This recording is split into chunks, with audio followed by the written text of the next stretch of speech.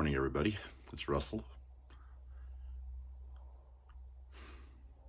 I'll tell you, I've been feeling really down over the past week, and I'm sure a lot of you have too. All the things we're worried about, it might not be as bad as we're thinking. I'm not saying that maniac won't try to do a lot of bad shit. He definitely has made a lot of very lofty, scary threats against us. It's not helpful to give in to fear. It's not helpful to give in to hopelessness, to resign ourselves to fate. No. What we need to do, number one, is stop doom scrolling. Take a break from social media. Instagram is kind of social media, but go on there. Look at some cute videos of puppies, kittens, penguins, capybaras, sugar gliders, axolotls. You know, really, really cute animals frolicking around, doing their thing.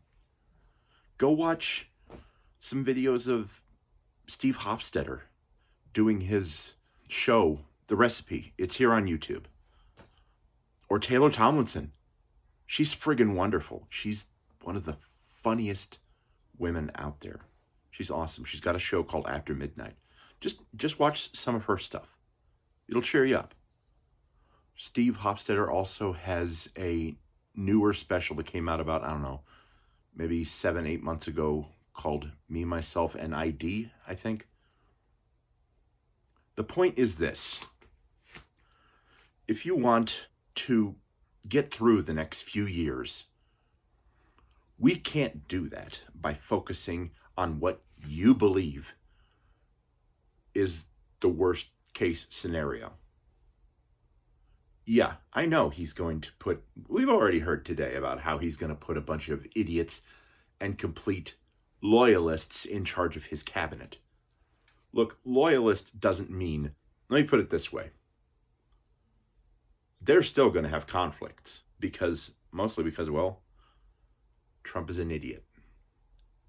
And there are points at which even people who are on his side will have disagreements with him.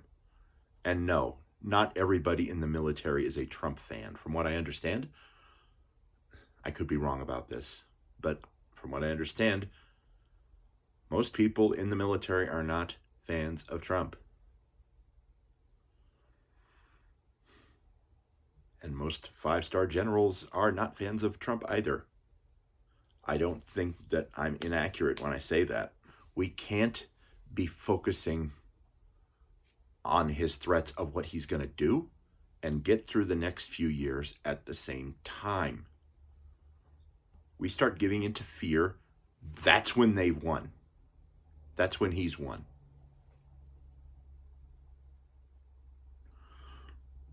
You do that type of shit. You give in to fear. You tell other people, oh, it's hopeless. You're doing their work for them. I heard Beau. She said that when I watched her video the other day. And I said, you know what? She's right. If we give in to fear, we're doing their work for them. So, as much of a potentially empty platitude as it is, don't give up. Don't give in to fear.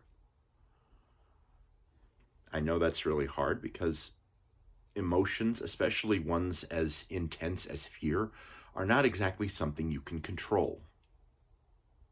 That's why we need, as much as it might scare us, to look at all of the policies he plans to implement or change over the next few years. We need to look through them with a clear mind, with a clear head.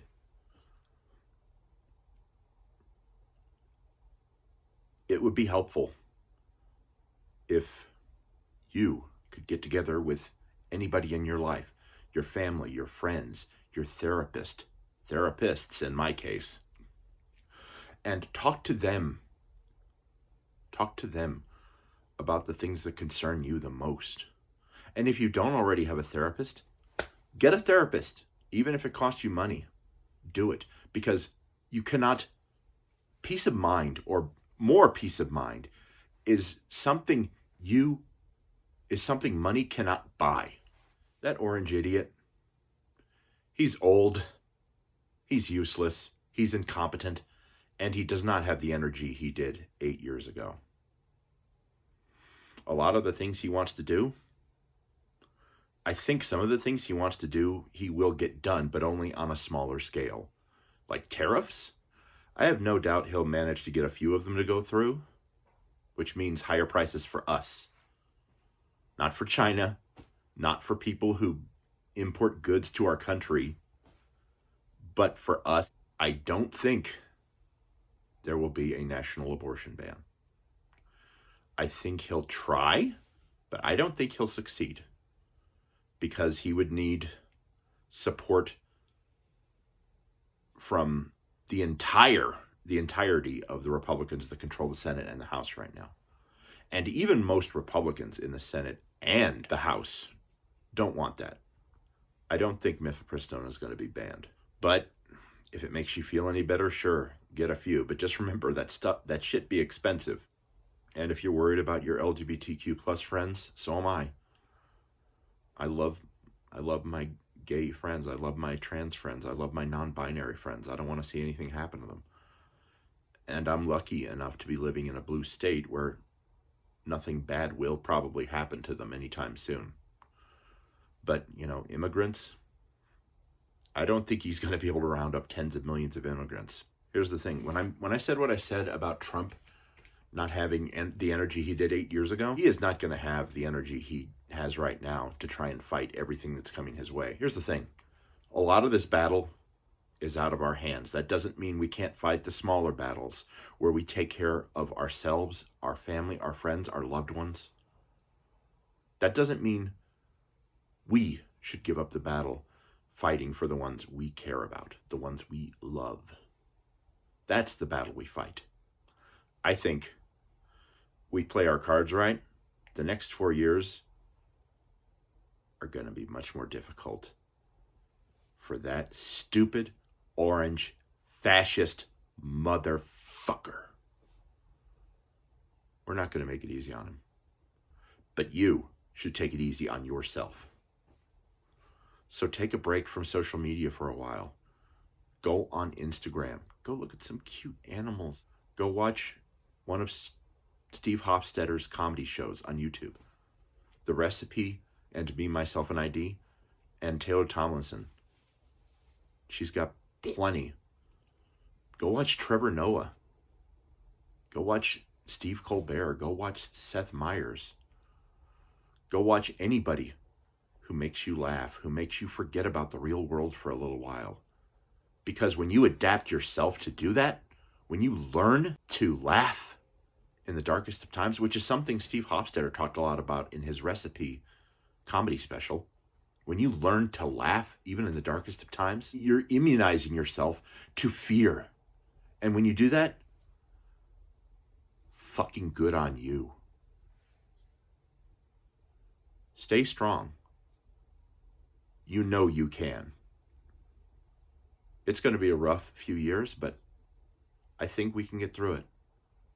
Keep your head up. Keep your chin up. Don't let them destroy your spirit. The good news is I'm telling you to not stop fighting, and we will only lose if we do stop fighting. But guess what? None of us are going to stop fighting. It's us against a very small minority of Americans that voted for that maniac. Less than 25% of our country voted for him. It wasn't them, however, that got him into office. It was voter apathy. But I guarantee you, in the next few months, people are going to start caring. And when the administration sees that pushback, we're going to start seeing victories in this battle, in this uphill battle, this up a vertical cliff battle. But don't get discouraged. Don't give in to fear. Stop doom scrolling. Do something good for yourself. Do the self-care thing. We're going to be okay. You're going to be okay. Say the goddamn words. We're going to be okay. Bye now.